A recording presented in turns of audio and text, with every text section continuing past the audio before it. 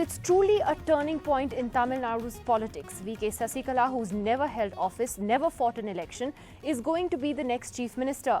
Her rise to power just 2 months after Jayalalitha's death, absolutely breathtaking. But it's not going to be easy. From the opposition to her elevation, which has been described by the opposition as a murder of democracy, to a Supreme Court verdict on a big corruption case against her, which is expected next week. This is one story that isn't over yet.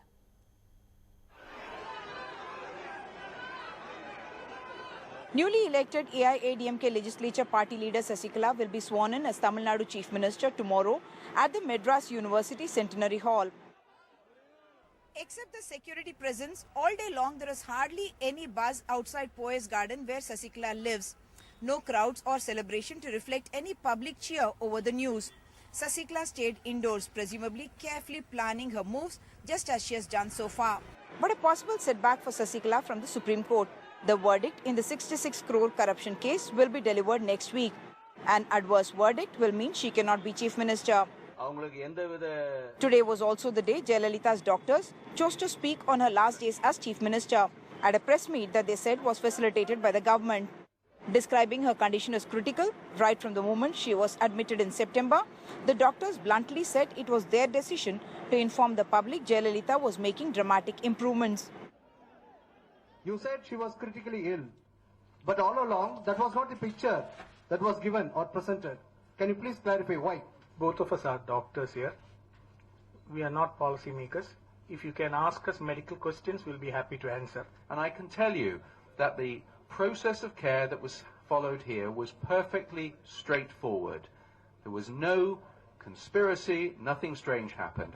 There's no question at all about poisoning. I really don't know where this came from. On social media, hashtags like #NotMyCM, TN says no to Sasi are trending. And even on the street, people will talk about having deep apprehension and fear about Sasikala becoming CM. And yet, for now, she is sitting on a strong wicket with the support of 134 MLAs and all set to become CM. With Arunachalam Vaidyanathan and Sam Daniel, Uma Sudhir, NDTV. Well, joining us on the program tonight, Mr. C. Rajashekharan. He's a prominent lawyer and someone who is very much in support of the AIADMK and Sasikala's elevation. We have Mr. TKS Elangovan, Rajya Sabha MP of the DMK, joining us. The rest of the panel joining us shortly. Mr. Rajashekharan, how do you react firstly to, those citizens, and I'm not talking about the opposition right now, but just ordinary citizens of Chennai who even started an online petition and who feel that this is wrong, that this doesn't set a good precedent. Ms. Sasikala has not held any position, she's never fought an election, she's never had any experience in administration and therefore is not qualified to be Chief Minister. See, Madam Sasikala Natarajan has got the experience for more than 35 years. She has travelled along with Madam Dr. Jayalalitha ji, and she was in the administration in the back office. The fact of the matter is, let us give a chance to her for minimum 6 months or 1 year. Let her prove her caliber and ability, and we have to wait and watch. It's too early to speculate on something, and it is not fair on anybody's part to say that she is not qualified, she cannot perform well. All these comments are being prompted from the opposition, DMK and others, Western group, who are not got the mandate of the people of Tamil Nadu. See, as far as the AIADMK party is concerned, they have got the mandate from the people of Tamil Nadu till 2021. So they are entitled to select their own leader. They have got a majority in the state assembly, so it's their prerogative and wish to select their leader. What stops them from doing so? When you say that she's got 30 plus years of experience, what is that experience? Her experience has been to be by Jayalalitha's side. That doesn't qualify her to be Chief Minister. Somebody who's Jayalalitha's friend can't be the Chief Minister. That is what, again, not just opposition parties, but ordinary citizens are saying. See, she was not only the friend of or a close aide of Madam Dr. Jayalalitha ji, she was also taking care of all the activities behind the scenes along with Madam Dr. Jayalalitha ji in her day-to-day affairs.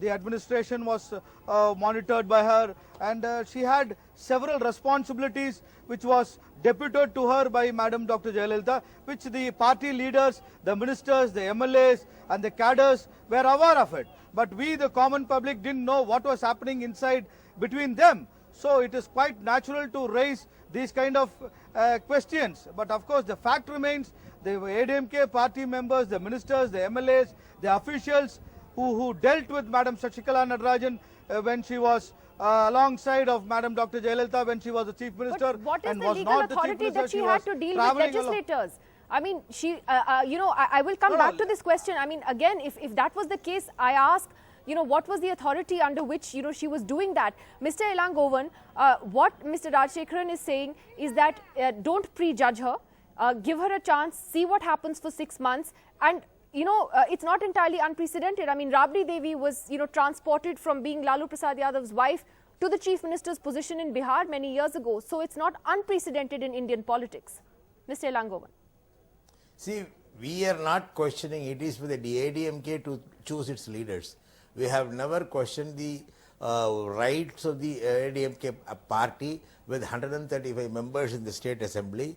But the question you are asking is that what constitutional authority she was holding when she was the aide of Jayalalitha. That is the question you want to raise. And I think if at all she was given some authority to administer the state, then it is wrong. She has no locus standi to run a government on behalf of the former Chief Minister. So when Mr. Rajshekharan says that officials know her capacity, officials are not the deciding authority, and let us wait. The mandate is only for Jayalalitha. The election mandate was only for Jayalalitha, not for Sasikala. That is the only thing which we are raising. Otherwise, we have no objection in the ADMK selecting their own leader. It is for them to choose their leader. Mr. Rajshekharan, quick response, and then I'll open this up to the... or not. Yeah, quick response, Mr. Rajshekharan, before I go to the others. Yes. Nidhi, see, everybody understands and everybody knows what a dynamic leader Madam Dr. Jayalalitha was. Her stature was too high. She was an iron leader. All this was added to her. And she had Madam Shashikala Natarajan besides her because she thought she is a worthwhile person to be with her all along her career and her life. So she did not hold any constitutional post, but she was there with her to advise her or support her, whatever terms they had. It is between Madam Jayalalitha and Madam Shashikala Natarajan. But sir, we are a outside democracy that were functions not by aware of what constitution, by constitutional posts, not by a friendship between two people. It is the Chief Minister's prerogative to take support of her friend. She was more than a sister, blood sister, what she herself has said on many occasions. Well, so let us be let me fair just in get commenting. you a voice of Make a some comments citizen of on Chennai. merits.